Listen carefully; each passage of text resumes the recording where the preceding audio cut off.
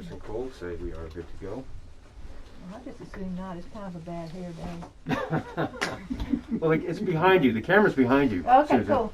So you really can't Good. see. It actually almost, Yeah. it starts like right here, so you're okay. You You get got to a see the mask shine from my Yeah. head. You got a mask on? I don't really. That's why I'm not taking it off.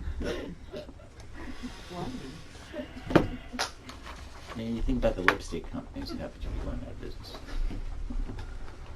These things will give you a rash, though. I think they're made out of bottles or something. Something gross. Like cloth better than But those they, things. yeah, well, those cloth are hot. Are we ready now? Yes, ma'am. Okay, good morning, everyone. It's 10:46, and I'll call the meeting to order. With technical difficulty, but that's fine. We have before us an agenda. Are there any corrections, changes? Move to Or- accept as thank you. presented. Approval of previous minutes. We didn't really have any previous minutes. I did report in the full meeting just the updates on some things, and there's one little clarification in that where we're talking about the proposals for the Saturday program, and there was a request made for a written report to be sent to the board and discussed and voted on in March for a start time of April. I did do that. I sent that to the board, and I don't know that, I guess we're going to work on that tomorrow in the full board meeting and not today. I did not see that as part of the agenda in our communication back. So these agenda items are per your request. We did not Right. intend to. We can discuss it, I guess, Well, if we want to amend. Sure. But because we did as directors, as department heads, last 2 weeks Well, speak about it this. really does fit under number 2, this on here, because this is a bringing kids back in classes and stuff. This would be, Yeah, I mean, that's what I would have assumed, Okay. we would talk about. okay. All right, good. So let's start with museum services. Okay. I'll be thorough but brief. I know you've had a chance to maybe peruse these 4 topics, but what I wanted to highlight is 3 of the 4 in a budget-constrained year. Two of them are funded. 2 of those projects are funded by the foundation. The third one, the Carolina Modelers, is a volunteer effort. So, still making progress, still moving forward.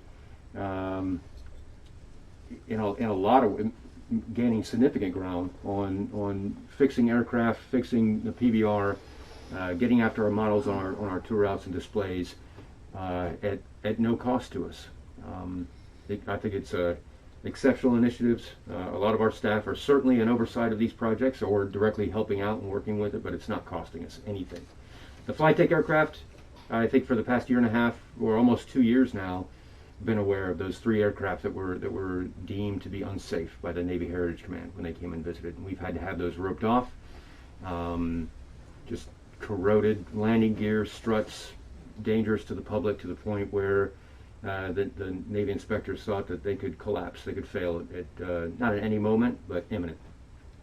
Team came in, and over the past 2 weeks, about 8 hours a day, experts repaired all 3 aircraft, and they've started work on, if you recall back in January, that A7 wing, the wing extension that snapped off in that windstorm that we had.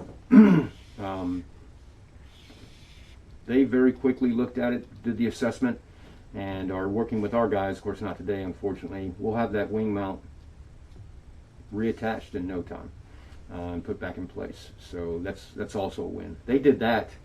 Is kind of we'd love to help out. The good thing about that crew, they're all, well, three of them had military experience working on military aircraft, so it was a huge win. And of the 32,000 allocated, donated towards that, if I'm not mistaken, it was only about 18,000 that was utilized. So pretty successful project and quickly done. Which not mentioned in there. Monday, project complete. Tuesday, Williams Tires came back and pulled the tires off those aircraft now that they're safe. And so those tires are out for refurbishment, and they'll come back next week. and just one leads right to another. Again, another foundation-funded project. The PBR repairs, I think all are tracking this. The campaign to raise $15,000 is ongoing. Skipping to the high point, at least as of about 2 hours ago, raised $6,400 ish. That doesn't mean we aren't doing work. So we have contractors, Vessel Home Marine has come aboard, and they've removed a lot of the rotted wooden decking on the aft. It's the portion right over the engines that we couldn't get to. So they've removed all that. Going to take that out of there, and that allows us now to inspect the hull from the inside out to see what kind of damage is in there. Our guys, what we're doing, Brian Parsons and the maintenance staff, all the metal hardware on top of that boat removed. Some of it we can restore ourselves. Some of it needs to be completely refurbished or replaced because it's just corroded, like the steel armor plating and things like that. That antenna, the dome, a lot of that stuff needs to be sandblasted and or completely replaced. Really good project. That should be back in the water. We hope. We said before the end of the year, but what we're looking for is before hurricane season. To be quite honest, because it's safer in the lagoon than it is on blocks and stands. So another really good project. The Carolina Modelers. These guys, a great volunteer group. We badged them. They are part of our team now. So when they come aboard, they just show our security guys their volunteer badge. They walk down the pier on Saturdays. They set up. We have an A-frame made for them that says Carolina Modeling Group. They know our public safety by name. They open display cases and go right after the models. These guys, outside of minor expenses, they're paying for everything. All the repairs they're doing to our models. So, and I know when I mention these model names, the Hancock and Gambier Bay, these are rather large carrier models that need refurbishment. So they've knocked those out, and another team's going after the battleship collection in the battleship room. So great group. Just super easy to work with folks. That one's been a great success. And then the last is the Laffey commissioning pennant. So I mentioned that in January, reaching out to folks who could potentially do some conservation and cleaning of it, because it does get mildew and mold on it, sadly, when it's stored incorrectly. That's sent off to Washington, D.C. Hopefully that will be back before the Laffey work party arrives in April, even though they've kind of pulled off their original request to do a full ceremony, and they missed the 75th anniversary of the Okinawa attack. This is the 76th. They're going to do a reduced event, but at least we'll have it for those guys when they come back. There's a few things that I'm going to mention that aren't on here, and because there's a lot going on. I just wanted to mention to you that I've got some creative people, Susan, that when I breathed a note of, hey, why can't we do this or that or whatever. Sound-powered telephones, for instance. It's an easy project and it's an easy win. I've already talked to Keith about it. It's Cat5 cable. We can run it down a passageway where you can see students, guests, whatever, put an instructional board up, pick it up, crank it, and talk to each other. It's not as hard as it may seem. When I put the right people on it, they're like, yeah, we can do this, Mike, no problem. Next is a knot tying board, low tech. It's tactile. It's a project that's already we're basically going to steal a good idea from the Lexington. They have the same thing. End of the line bowlines, cat paws, figure eights, just knots that are used on ships, and then just have a line hanging out on a board with seats. Kids, whatever guests can come up and tie knots. So $300 in materials, paint, wood, line, plexiglass, things like that. It's too easy. So those are some quick, relatively inexpensive wins that we're looking for before the end of the fiscal year that we're going to get after. Kind of using people outside of maybe the fire safety guy is going to do the knot tying board. He's all for it, no problem, right? That's wonderful. So, it's wonderful. Anyway, I just wanted to mention those two things, and that very quickly sums up since the last time we spoke. The territory. That's wonderful.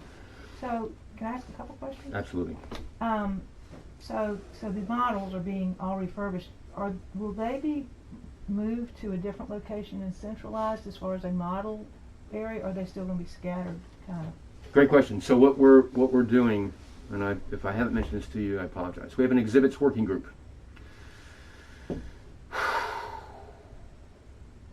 Exactly that point. We have a model room. We're just a smattering of carriers and jets, and I'm sure you've seen it on Tour Route 4. Okay, doesn't really have a theme to it. The exhibits working group consists of volunteers.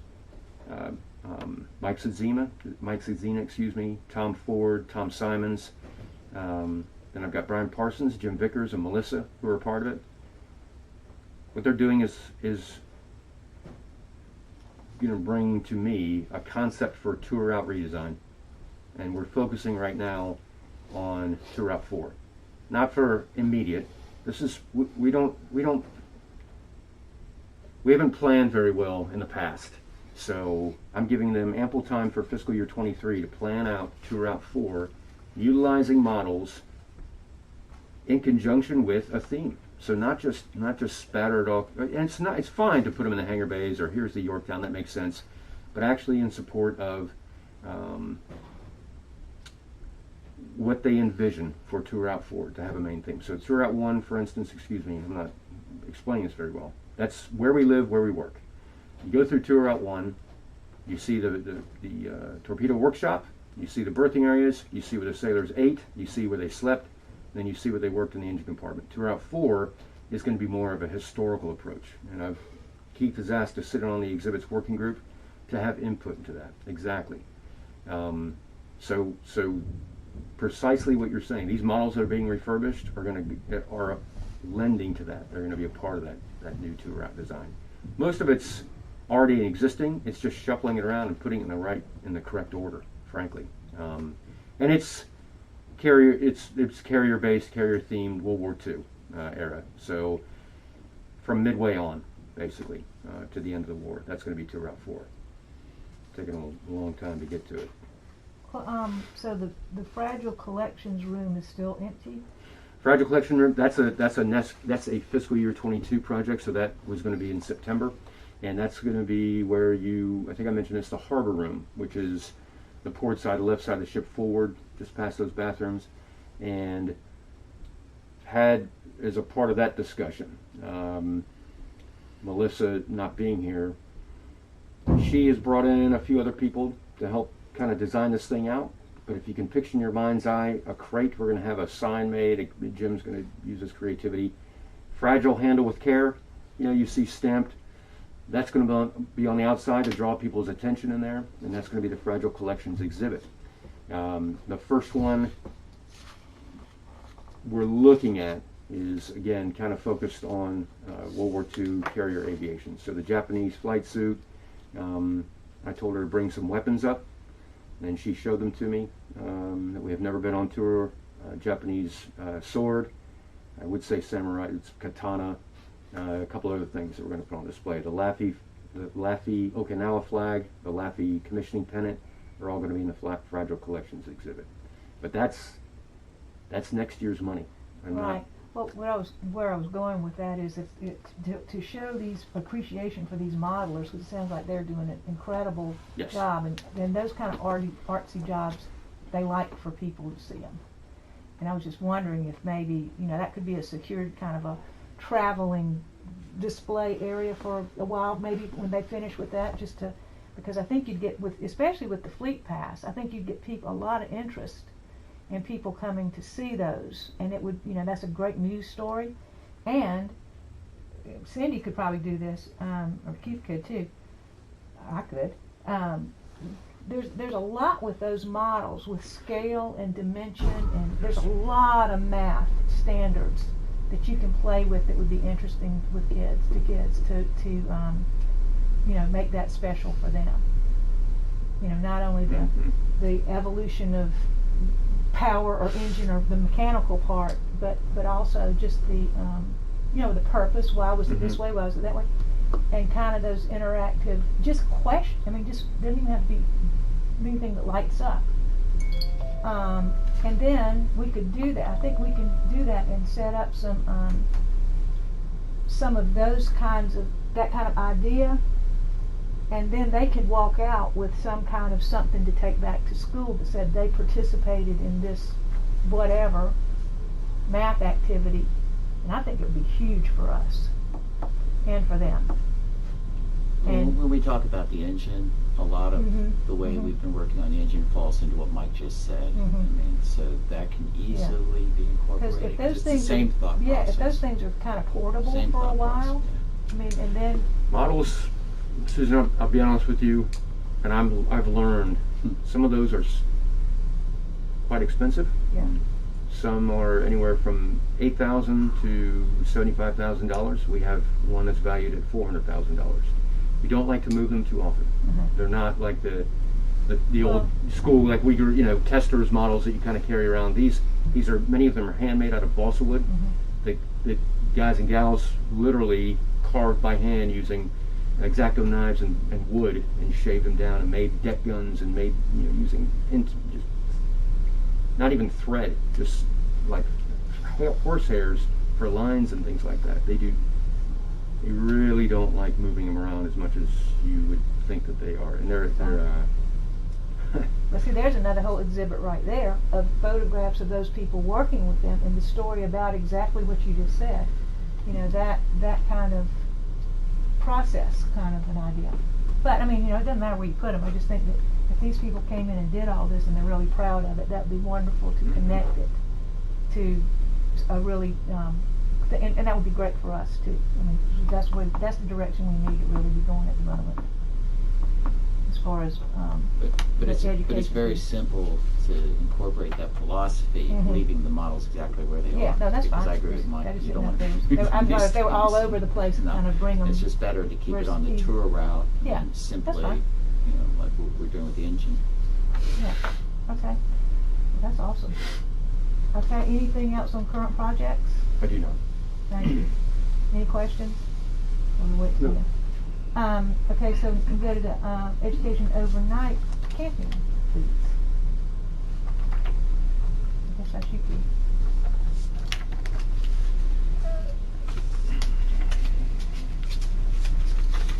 The first question was available teaching spaces on the ship.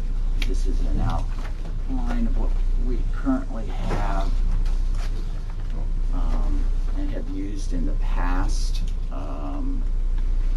What I've added as a second category is, just if we move forward, this kind of segues into number 2. I was very happy to see, of course they're from Florida, but I was very happy to see that we have a school group here, because we are starting to receive and directing calls to sales and marketing school groups talking about May.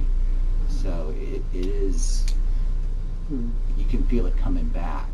But when you look at, for structured programs as an education department, we feel more comfortable working with marketing and everything, having everything set up to hit the floor in the fall. Pushing the guided tours and all the directed towards the guided tours, I think, is the smartest way to do it. And no one is balked when we said that. The books hit the streets this week. The science books. So this is the new science book. And we've been overwhelmed with calls because everybody's looking for the history book. This was a weird year. We had used 2 printers. So the history books just got shipped today, so they're going to hit the streets. And most of the calls are just trying to get the right number of books in there. So we're going to wait until everybody has got their books, and then we have a lot of books that will come here and we'll fulfill whatever they need. But it's, as Hannah will tell you, the calls have just been nonstop. Everybody was looking for the books. And Hannah did write this book. That's Hannah's book.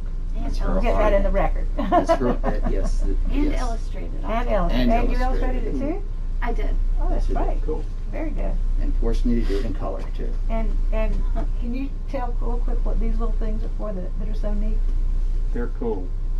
Those are the Zapper Yeah. technologies. Yeah, like, so this is not just paper, this is a whole interactive technology thing, which is huge. Which segues into the next portion, which is the live streams, which Hannah's been conducting, because a lot of her live stream classes really fall not only on an interactive class with the students, but more of a professional development, trying to get the teachers to understand exactly what these are, along with everything else, our websites and everything. So it goes hand in hand.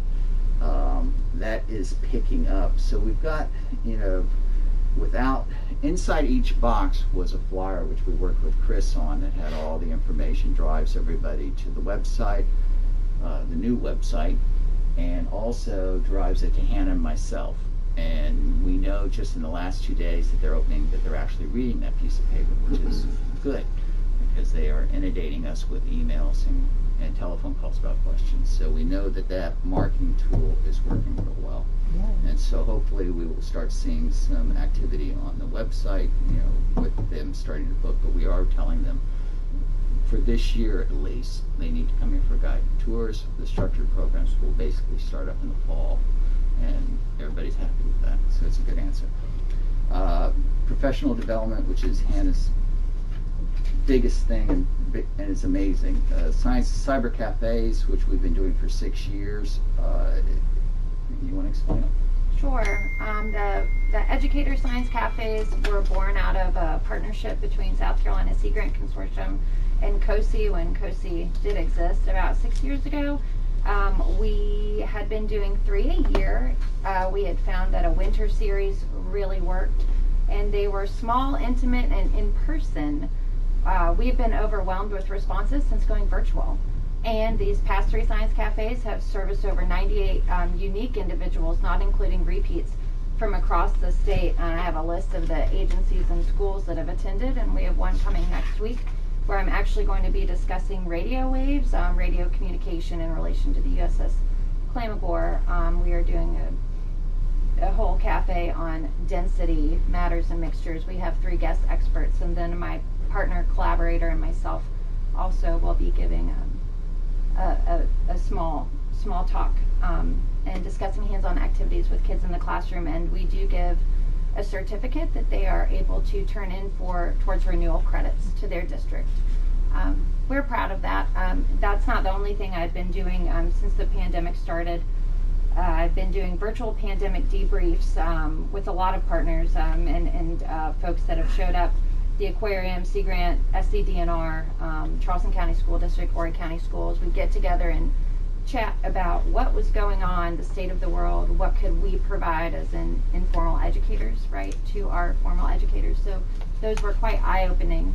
And out of that was born virtual environmental porn trivia, just a way for teachers to network, decompress, and then we had prizes that were sponsored by South Carolina Sea Grant Consortium, SCMEA, and EEASC.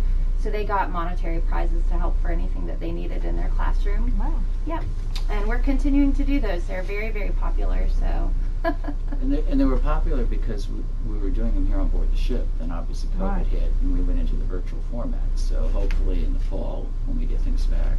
And this is going all the cafe? This is These are all the under the cafes. cafe? No, I was discussing, actually, Keith, I'm sorry, those were the virtual environmental Oh, I'm core and sorry. trivias that were separate. So those have only That's been separate. online.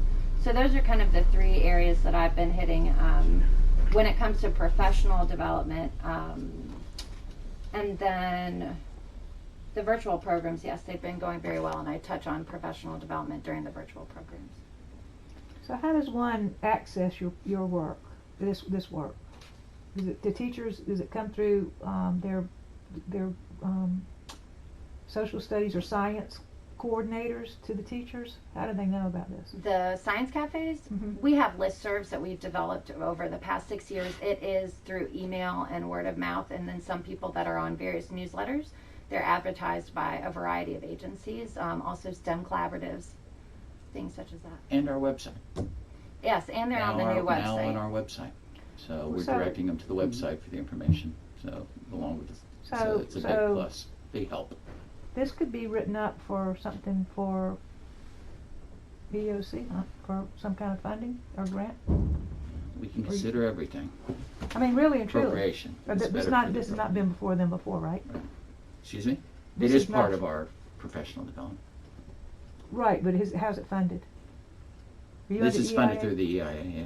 The I think- EIA has funded some of this, the science cafes, no, they are not funded by the EIA. Well, maybe, I mean, I'm sure you've already got this, maybe some kind of just, something that we could send around, maybe? Sure, we can have that done. And I'll push it forward. The teachers' conference is, we finalized the dates. Uh-huh. I made a mistake because I just found out a lot of schools aren't getting out to the 18th. We're getting out on the 8th, so we've moved it back to the 28th and 29th. It's on the master calendar. We've limited, got permission from the State Department, it's all approved. We're limiting it to 60. So far, I think we've got 25, and we opened up registration on Monday. So I don't think we'll have any problem having the 60 within the next week. But so that's all set. I'm working with Mike on the. And that's your 20-hour recertification? That's correct, and that is EIA funded. I mentioned first that we're on our 5th year with the town. I think it's the 5th year. I think it's the 6th year. Could be 6, yeah, it could be 6. For 6 years, we've been, all our summer camps, we've been running them through the town of Mount Pleasant, and they require us in November to provide them with all our programs and everything. Obviously, November's a different climate than today, but so we took into account worst case scenario. We limited the number of participants that we felt comfortable with. The town went ahead, and the reason they do it in November is that they have to get out the marketing to all of the town residents. We jacked up the price because we were limiting the numbers, and to a price that we felt we were comfortable to break even, that we wouldn't lose any money and a little bit of profit. At the end of the day, is they sent us over a contract which we normally sign, but we've held signing it because we felt that it was something that the board needed to let us get permission to go ahead and sign it. So I will get a copy of it and bring it. So when you say that the price, it's like a fee we charge the town just to, or is it a per person? What? It's a great deal. The way it works is it's a per person expense, and this will, when I explain this, you'll understand more of our proposal for the Saturday event and why this process is so important. The town takes full responsibility in the marketing, registration, all the waivers, you name it, 100%. So what they take a fee, a percentage out of that to cover that expense, and then at the end of the day, they give us the remainder. So if we have, 20, whatever, I think we're charging $250 a week, $225 a week. They'll take a percentage out of that, and then we get the remaining that covers our expenses. But they do all the registrations, so they come actually here at the ship. They talk to the parents, sign them all up, all the final paperwork's done, blah, blah, blah, and then they give them to our instructors at that point. Why that's important? The Saturday proposal, what we would like to do on the weekends in April, and Chris, correct me, because you know this program a lot better than I, what we would like to do is from 2 to 5, we would have a special where a parent would pay admission and they would bring 2 students in free, the age groups. We would have set up at the engine display and over at the B25, we would have instructors and they would come in. And the reason this is important is, and thank God for Mike for reminding me a lot of things, I'm just so used to dealing with groups. And because when you're dealing with a school, it's a school function, they're responsible for the whole thing. When you're dropping off a student or a kid and dropping off here, now we're complying with DHAC's daycare problems. So by having a parent come with the 2 students, it works fine, and we don't have any problem with it. We can have this 2 stations set up. It helps me with the engine display because my instructors will have a chance to talk to a lot of students and see what they're doing. Because this engine display, as Hannah and I looked at the curriculum and trying to get the math into it, they just changed the science and math curriculum around, and it's insane. So we really want to try to figure out how we're going to be teaching how engines and planes all work in the future to the targeted classes that we're working for. So this will be a great beta experience for our instructors to have. And Chris has got everything in place already, so the marketing and sales side of it is taken care of. So they're absolutely, you know, the expenses are limited, and it accomplishes everything that we're trying to do. We've got a great story. Pages Point's doing educational programs, you know, on the weekend, and system's already set up. Did I miss anything? No, I think that's I think you hit the same points of it for sure. Staffing issues, that takes care of it because of the requirements for the children. We recently we're going to lose Heather Kellerman. She resigned as of Tuesday, so we're going to be short-handed in the sales and marketing realm, especially point-of-ticket sales. This program, again, Chris can back us up. This has already been built. It's after school special Saturdays in April. 1 adult, 2 children free up to age 16 years old. I think it scratches the itch. 2 to 5 p.m. We can for sure do that. Scavenger hunts, I think. Yeah, like we'll that have a special flyer when they come in for that. We will give it to them, which will direct them to it. And this is the value that you're getting. This is where you need to go. A map. And then, you know, what's really kind of nice about the engine display is it will tie into the hangar bay, whereas we will send them down to the B-25 back and forth. So it really is an educational experience. It's good for our instructors because we get to work with the students to see how this new display is going to fit into the ultimate curriculum. So, what are we going to be telling them? What are we going to be doing now?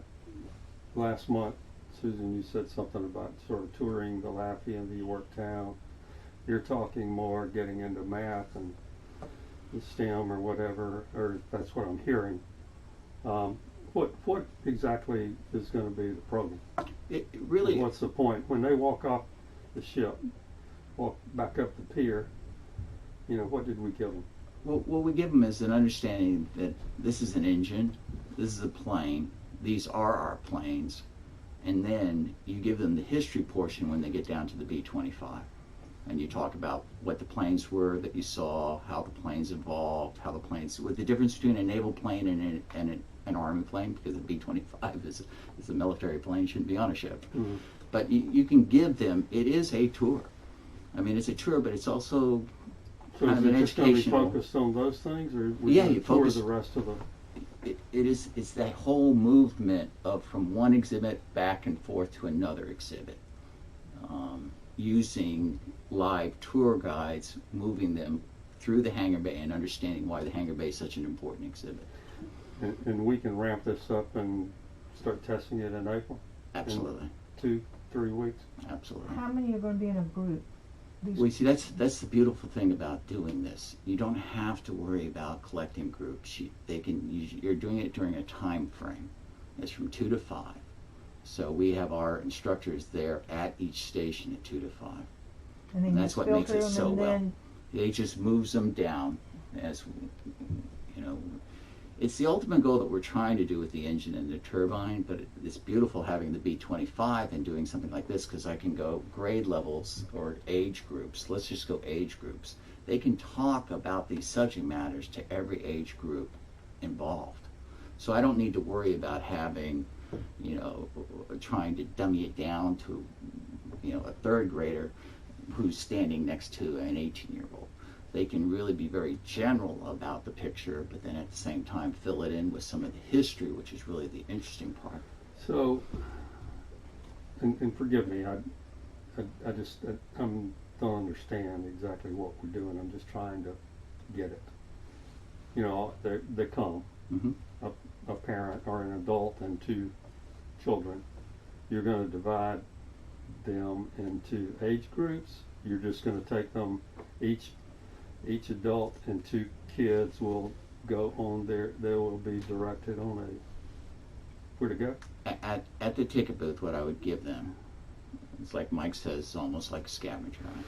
I would direct them to where the 2 stations are. And obviously, I'll have to talk to the volunteers, because if they come up to the info booth, they'll have to be directed. Once they're directed to either to the B-25 or over to the engine on either end of the hangar bay, now we've got them under control.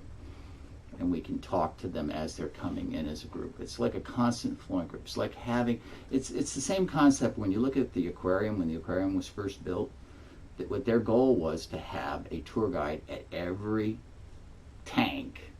And at every tank, that tour guide would explain to the group what is inside that tank. That was the original model for the aquarium. So again, I'm still not sure what we're doing. So they're going to come in, you're going to send them off with their map, and they're going to go to the engine. Or the B-25. Or they're going to one or the other, One or the and other. then to the other. Correct. And that's it.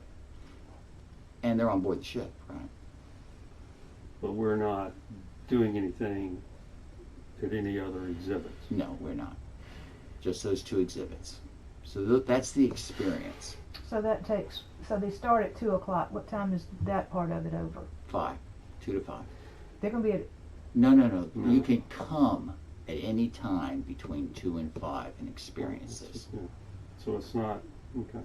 well, so, And what you're selling is you're discounting and giving them a program.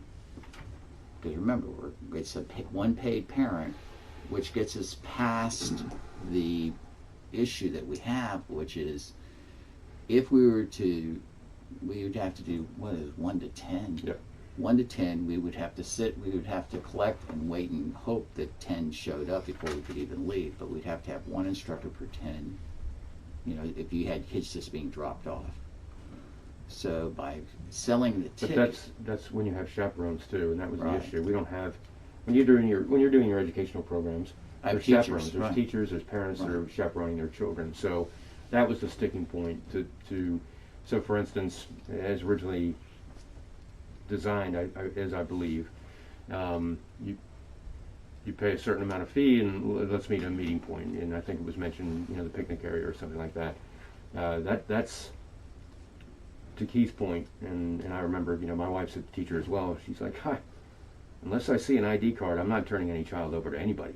And you're not with somebody who's a tour guide, going to have a group of 15 to 20 children who are 11 to 12 years old and be able to hand them off for a few hours to go take a tour. That's why that's where when you call it an educational tour or students on the ship or something like that, it kind of creates a problem. Chris came up with a solution. He said, I've got something built already. I don't have to spend hours trying to program something. I just lost my programmer. Let's do this, an after school special on the ship. What Keith, I think, has to suss out is who are going to be his instructors, no kidding. Who's going to get to do the radial engine? Who's going to get to do the B-25? And kind of lash that up, the evolution of the radial engine and how it's utilized on aircraft and the horsepower and all the.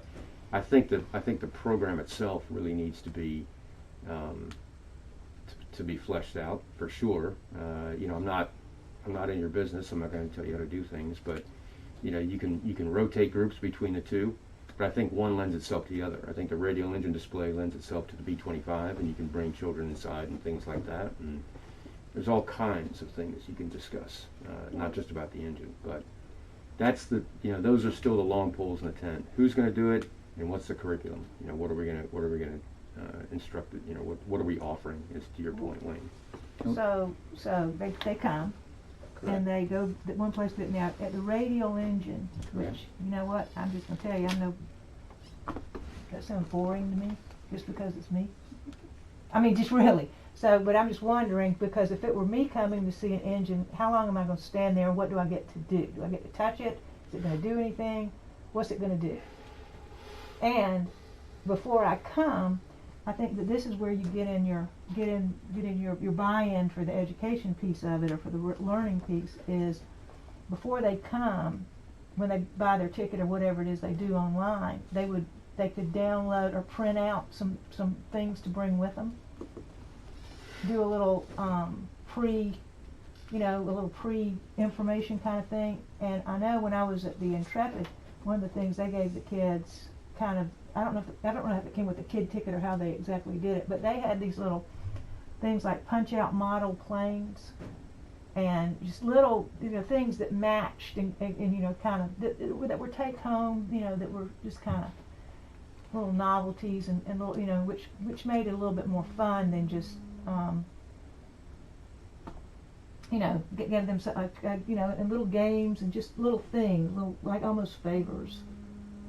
So, I don't know how far you flesh that out, but I think, anytime we can. I think this is going to be a living project. I think this is going to be something where you're going to, one weekend you're going to look at it and say, okay, we're going to change it a little more the next weekend, which is why I like using Chris's system, because it's already built in. We already got a ticket. We don't have to worry about that. We don't have this budgeted. Yeah, we don't have the people for it.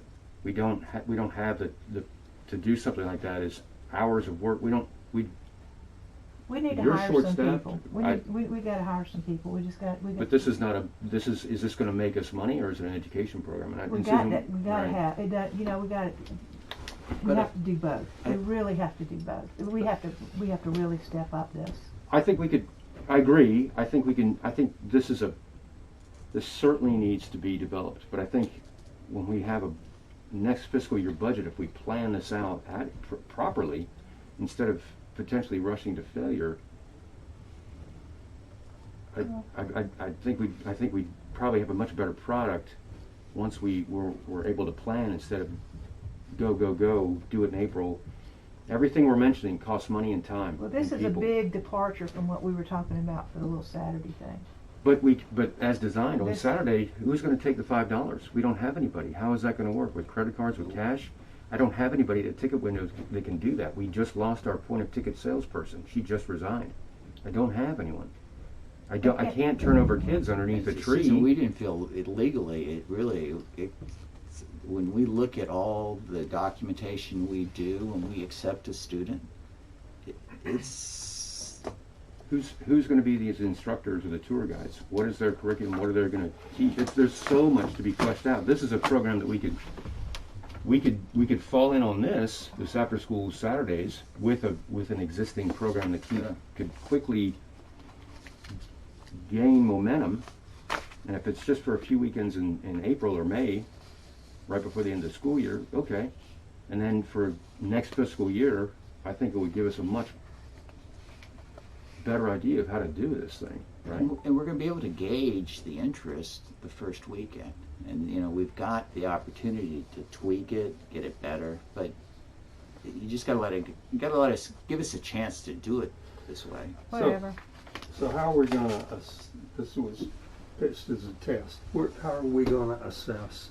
Are we going to interview this adult on every one of these adults that's accompanying these kids and see what they thought about them? There are thousands of ways to assess. You can do a formal assessment, you can do an informal assessment, you can do I understand that. I'm asking what we're going to do. well, I it has to understand be, the options. I just, we need to, if it's a test, well, and whether it's a test or not, we need to assess its impact. It's, is this sufficient? Which is usually easy. We can have exit surveys, very simple exit surveys that can be simple. We got to keep the questions minimal. They got to be very simple so the parent can fill it out right away, which is a good idea. So we do an exit survey. But I think the biggest test will be see what's the interest, and that's why I like using Chris's system, because it's already in place. We know we've got a special ticket, so when somebody comes up to do this, we know they're coming for this program especially, because we're gonna have to market it. Market it through word of mouth, which we will do very well because we've got all the contacts of the teachers. I've got a database that's incredible. Chris has got the website. It's easy for Chris, and Facebook with what they're following. So are you going for a straight up formalized class, or are you going for a campy experience where just an activity kind of thing? More of what a lot of the carriers do on Saturdays is what they call summer, activity, and they do it for their memberships. Right. It's really if you were a membership, this is what a member would get with something like this, something special that gives you a little extra value that you normally just don't do. I just I'm don't not think looking we need for to a class. overthink it into something like you said. Now to develop a course or develop Yeah, a I'm not class or looking to do develop that. something like No. that, that's a different thing Yeah, I'm not looking than to do that. something that is that provides a service, that gets the people out, Correct. gives them something to do, you know, Correct. just our anecdotal, whatever we write of what we did is sufficient to submit for what it is you're doing. Correct. I mean, you don't have to get into all this formal assessment and stuff. Correct.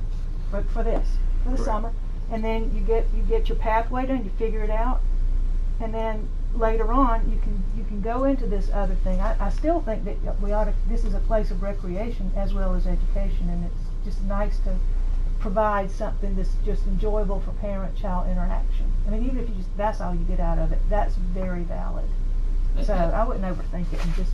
No, and I agree, because the other thing that, you know, the biggest challenge is you're going to have first graders all the way through high school students, and you can't cover that. So the whole idea is just to give them something to think about, something to be interested in, and there's really enough to talk about that you can give them 4 or 5 things to think, because they only need 3 things to think about as they're walking down to the next blank.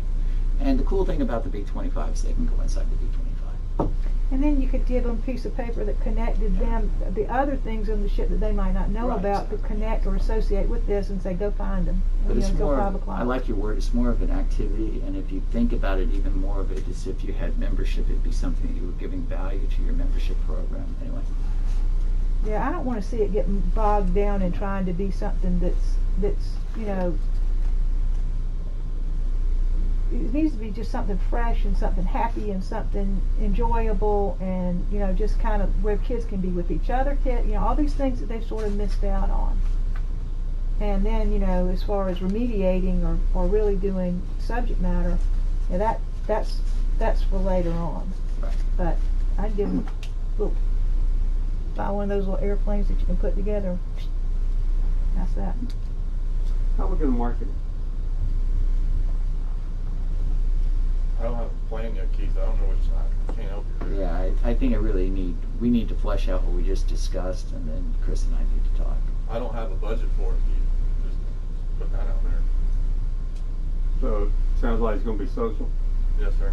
Word of mouth through their programs, press release, Facebook, website, organic. And we have our 600 and some odd teachers that we can send a blast out to through emails just saying it's available. Well, until you can send it to your collaborative museums like the Children's Museum or whatever for these, you know, the aquarium. I mean, you know, everybody's kind of in the same boat with trying to, you know, to help.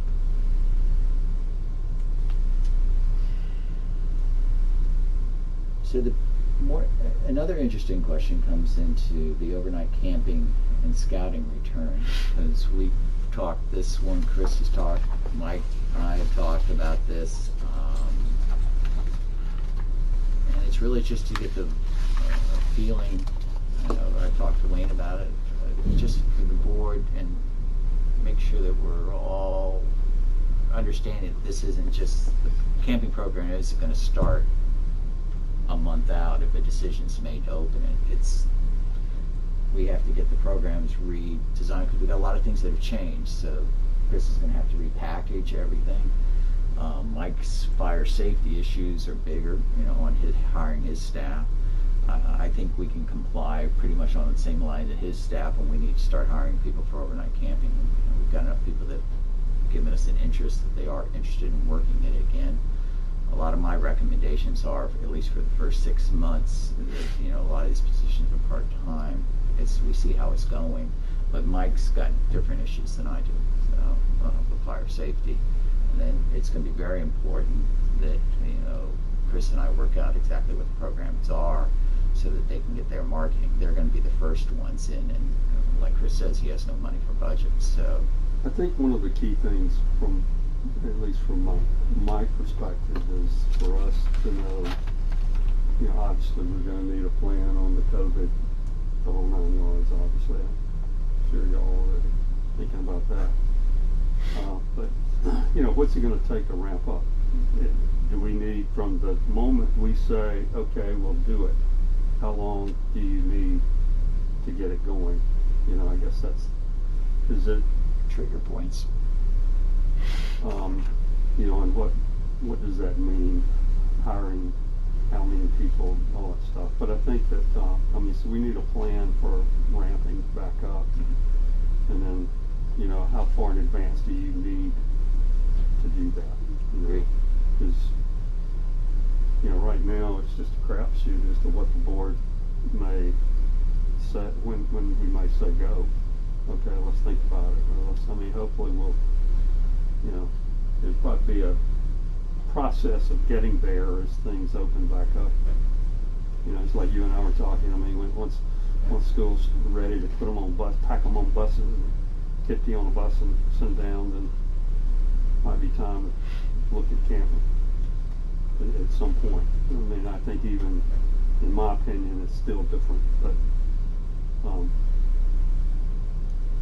I think that we need to have a process for getting there. We all want to get back to that, I think, so. And that's we talk about it every week. We should be able to get something to you by the next We have a board planning meeting next Thursday. Yeah. Regarding this specifically with Keith, myself, and Chris. Have you talked to the camping people at all to see how their protocols or whatever have changed after all of this, or what? Because I'm sure they're planning for their kids to get back involved too. Have we connected with them to see what they're thinking about how this was going to work on their end? Well, you told me you've been talking to some of the council. Yeah, right? I've been talking to the local council, and everybody's following the CDC guidelines. So whenever CDC issues new camp, and they're going to have to come out because everybody's talking about summer camps. I have not seen the revised visions, but we have to follow whatever the CDC's coming out with. That's been our procedure in the past, so I wouldn't be recommending we change much for that. I've not seen the latest CDC I'm just saying, guidelines, so but it must be coming out because everybody's talking about summer Right. camps. Instead of inventing the wheel, why Right. not find out what their needs Correct. are, or what their guidance is, and start there. But you always got to remember we're a ship. Well, I know, but if you know what's already eliminated or what they're looking for, then that makes it easier. Just makes it more streamlined. But I Well- agree. We have a meeting next week, and I think we can present the board in April with a much better, something to consider for them just to understand what kind of timelines we would be looking for before a decision was made. My guess is the board will be more cautious than aggressive on it. But and we'll be following, I would think, just what's going on out there, and certainly CDC guidelines and everything. I think our camping experience, for the most part, is very different from these others, and so we have to think about that as well. We've done preliminary estimates. Each of us, we just haven't coalesced them and whiteboarded them. I could throw some facts and figures and numbers at you right now, and it wouldn't.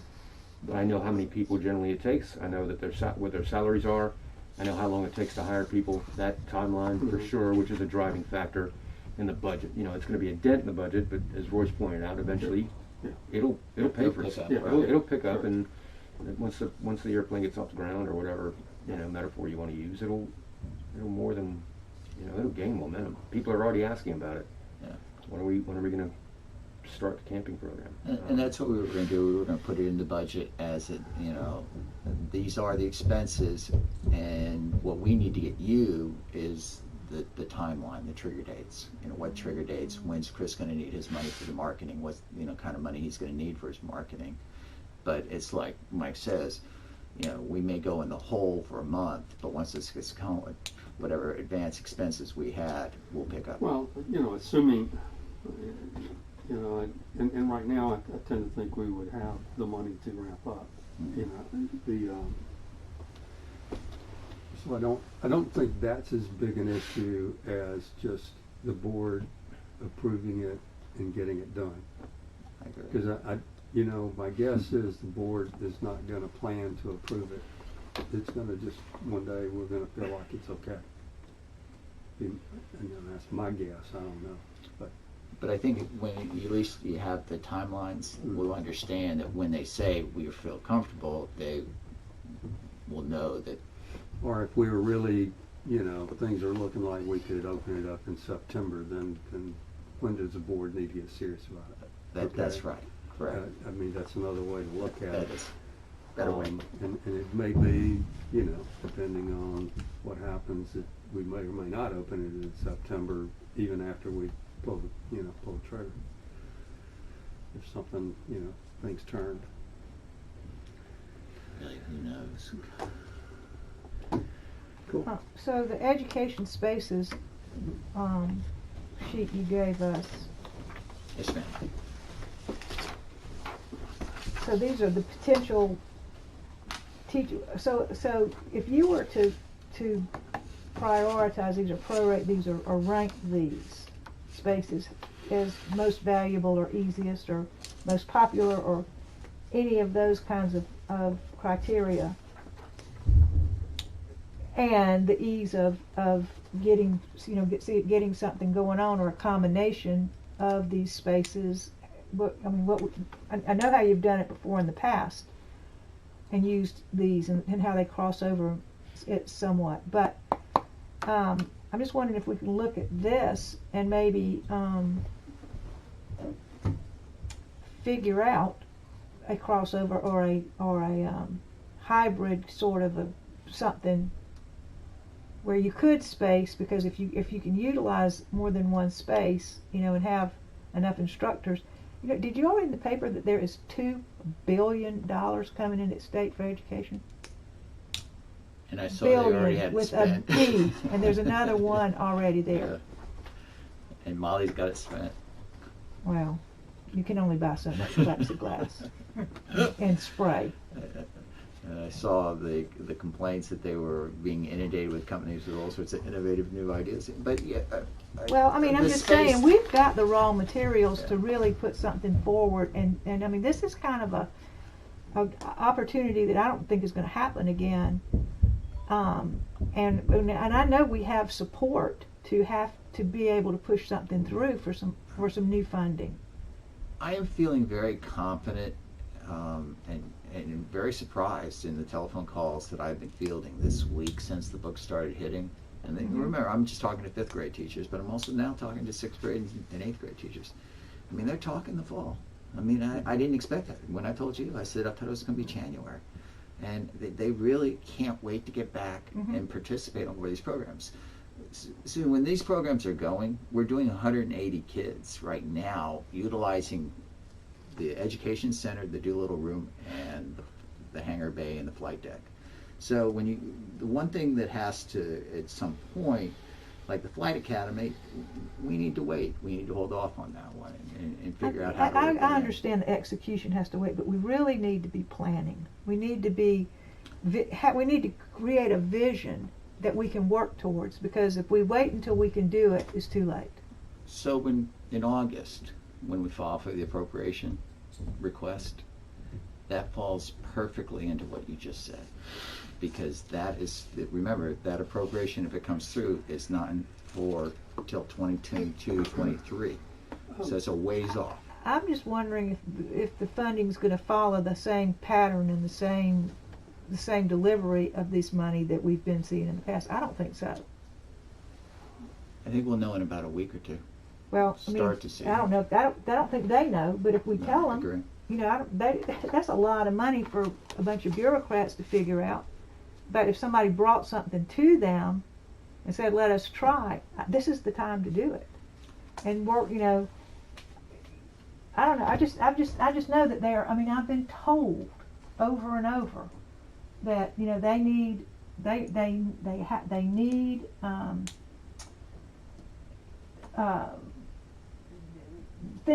You can't go back to the way you were doing things before, because things have changed in education. People aren't going to necessarily go back to classes like they did necessarily. They've learned that they can sit in Costa Rica and go to school in Mount Pleasant. I mean, there's a lot of different things about, you know, the delivery of this is going to be that big evolution in education that we've always heard about. You know, the space age stuff. But you know, I think we've got a great case to, you know, and again, we need more. We've got to have the people to do this. We just don't have what we need. We've got to have some. We've got to, and there's in that request to develop a program, you know, that's another thing. They've lost all these teachers. There's a lot of teachers that will not go back to school, that they want to re-engage. So there's talent out there to be had if we were to, you know, just look at what we've got. Think of, you know, the sky's the limit, and throw it out there and see what sticks. And then, but not to make work for y'all, or not to make, you know, something that's too hard or out of reach. We'd have to build in, you know, the people, you know, to need. So it's just like, what's the worst thing that's going to happen? They say no. But the most important thing is to have a plan that Well, that's makes what I'm sense. Well, Yeah, that's and what I'm and saying. that's I'm not not saying gonna, just that's throw not it gonna out. happen Well, overnight. that's what I'm No, saying. I agree with planning. This is a process. I guess I don't understand in the planning. I don't understand the inventory of spaces. Mhm. I mean, we need to know what's there and all that stuff. Yeah. Yeah. It seems to me that What we do is we plan the program, and then we find spaces that's appropriate for the program, not find spaces and go find a program. Does that make sense? Absolutely. Makes sense to me, but so, I mean, we know what we have on the ship, and why can't, you know, if we got a good program we can develop. I mean, it seems to me that what we need to be thinking, I think it's what you're saying, we need these, you know, programs that fit today, not a revamped program that we're trying to squeeze in into today's environment, but a new the ultimate program or two. The ultimate goal is to be able to compete against the aquarium, the African American Museum, the State Museum, because all those museums are going to be free to students. Well, you got two nonprofits you just named, I know. and then one that gets more funding than anybody. But So so we need to- I like to always compare myself not to the nonprofits, but to the goal of the State Museum. So the goal of the State Museum is to make this place free to every student that comes in here and get the proper funding, and I think we can make that argument. But when I say that, that's not saying I'm going to give a structured program. I'm going to provide assets out there that they can use to a student, whether it's downloadable, whether it's blended learning, whether it's part of the literacy program.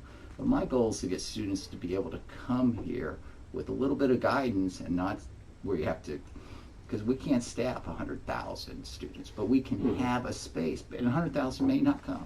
You don't know how many are going to come just because you're free. I mean, look, we're free under the EIA. 56,000 fifth graders. What do we get? 15,000, and we're free because they still got to pay for the buses to get here. And then you've got students that 4 hours are not going to drive that, so you better have that distance learning component. But that's the goal. The goal is to get enough money to pay Mike for the overhead, to pay Chris for the marketing and the, you know, the coordination, but and then to see, like you said, as the program expands, is there more space? Sure, there's a lot of space on this ship, but we need the money. And that's part of the appropriation, is to get Mike the money. Chicken or the egg? Yeah, it's there. Well, We're so close. We can do planning Yeah. without a ton of money. I mean, then we have something to sell. And that's why I really think, you know, the meeting in April, you know, that they're all asking us to attend. I think it's gonna be there now that we know the money that's come into the state. Maybe you're right. Maybe, you know, Rita will say go for it now.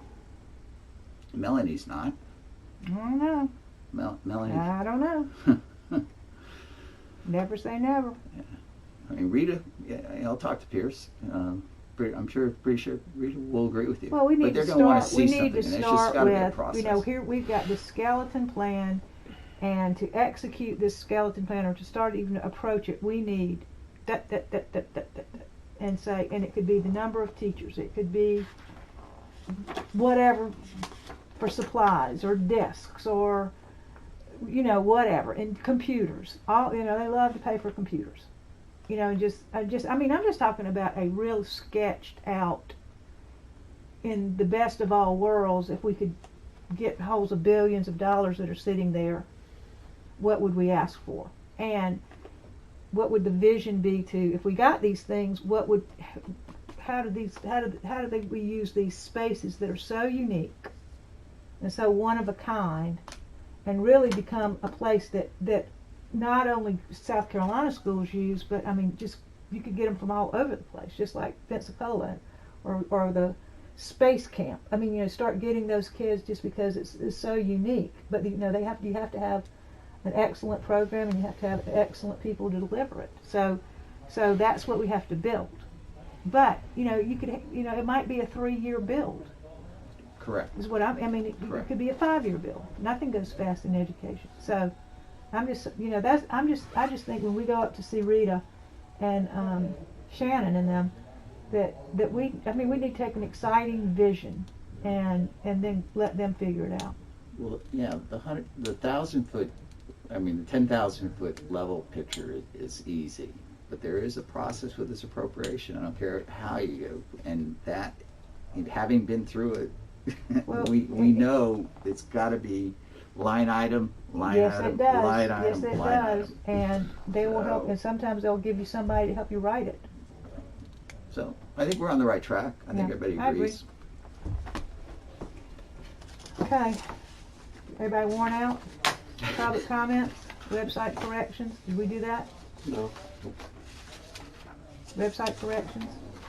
Website's good. You say it is. Are the COVID warrants, those things are off now? Why would we take the COVID warning off of camping? I don't get that. Why couldn't it say camping, pictures of what we've done in the past, and we're excited to see this happen whenever it happens? Because there's the stop sign, but nothing else to keep people to come back another time. Well, if that COVID warning is on there, they know that once things relax there, that it's going to happen. And that's the truth. I mean, that's the reason we're not camping right now. And everybody's got that going on. I mean, Did you look at any of those websites I sent? Huh? I'm talking about just, sites that everybody goes to all the time. I mean, if you go to your healthcare provider or whatever, they're talking COVID. I don't see. I think if Chris and I could just look That's at fine. it again Let's and move double on. check That's that. over with. I We're done. I think we're okay on that. Any public comments? I got a couple of questions on the education, on the new page, which is a real improvement. Good stuff. I think if you go to the virtual, you click the virtual button to bring up the program. It's got like 6 programs there, but like 4 of them say coming soon. Correct. How soon? What? The reason we built it that way is that we wanted to pay, one-time fee, get the website to where we can control content.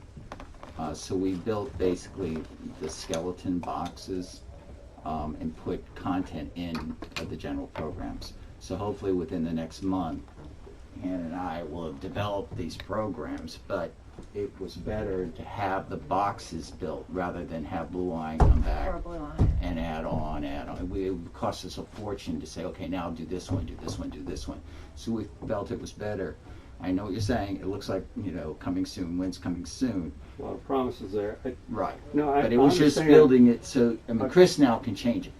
I understand why it was done that way. My only question was when. If those things are out there 6 months, that's one thing. If you're going to have the programs in. The B25 will days, be that's up what in a the- couple of weeks. Yeah, I think it's even sooner because we had a new. Well, we had to get camera. new software. I mean, I'm not complaining about it. I'm just asking. Well, we're hoping to what have kind it of all up timeframe. before June, and before the end of the school year, because you want the students that are Some of them using in it. the next couple of But- weeks. But the other reason we want to have it up and running as quickly as possible is we just sent out the books that are directing it to the site.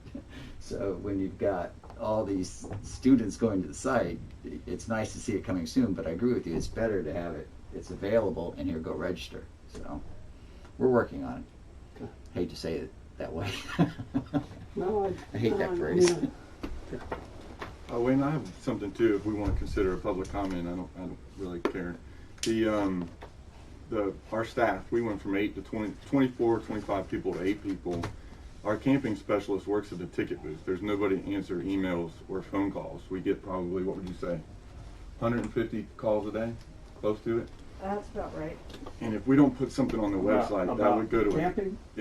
everything Or under the general? sun. Hours, weather, COVID, Yeah.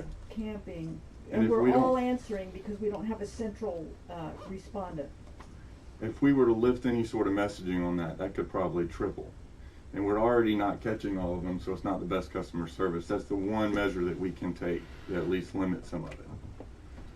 So that's the big reason we did that. We don't have those people there. We just don't. You got 8 people? I have 8 people. I had That's 25. a lot, isn't it, Keith?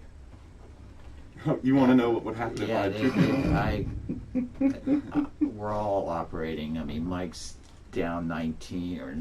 The agency's down 20 Yeah, full-time it's employees. like- We're down 48 temps and $6 million in the hole. It just, I've got a lot of people doing multiple tasks. I've got, fire safety guys making knot boards. I've got ship fitters doing electrical work. It's, everybody's squeezing the rock for more water. It's just the way it is at the moment. And we're working on our budgets. So, the budget year starts in July. That doesn't mean we're out of the hole. Right. I've told you, Keith, this continues. We're $6 million less In the revenue. last 12 months, we're So 6 there's gonna million be- down. Like that much change in next year's budget. We're gonna hire people for sure because we have to make money so we can hire people. Camping is one of them. And it's just like we've discussed. We'll take the hit knowing that we'll pull the plane out of the hole and start gaining revenue. But it's not going to be everything as soon as July hits, finger guns, hiring everybody back. That it's not happening. It's going to be lean times until we start generating more revenue. And gosh almighty, I loved seeing the report yesterday or 2 days ago from the CVB. People want to travel, people want to come. But hey, Reality. amazing, excellent. And if we have catastrophic success, then over time we'll gradually start hiring more people. But we can't just come back like that and hire everybody we unfortunately let go. So, And if 8 people seems like a lot, there's communications, marketing, ticketing. That's 3 departments that used to be 3 different departments now in one. Richard Craig has I don't know, months and months of sick leave. He's in the ticket booth. If he calls out because he's sick, we have to pull somebody from sales. Then sales don't get made. It's really an issue, really big issue.